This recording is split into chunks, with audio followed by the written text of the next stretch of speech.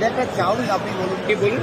এটা একটা চাউমিন, আপনি এক চামচ খেয়ে দেখুন। বাবা, তো নিজের ব্যাপার। আমি এটা এক্সট্রা নিয়ে কি করবো? আমি এক্সট্রা নিয়ে কি করবো আমরা?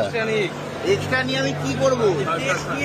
মালটা দিয়ে গন্ধ ছাড়ছে, আপনি দেখুন না। খেয়েই তো আসলাম নিয়ে, আমরা তো খেয়েই নিয়ে আসলাম।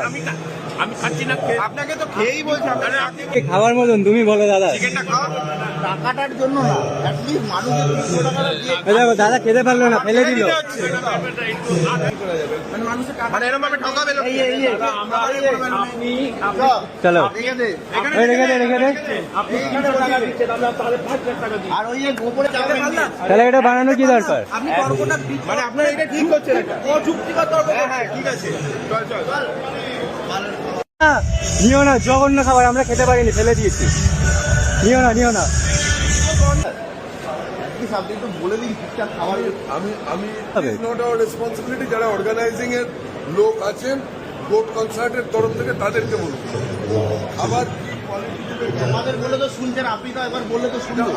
এটা আমাদের রেসপন্সিবিলিটি পার্ট নয়, খাবারের কোয়ালিটি কি আছে।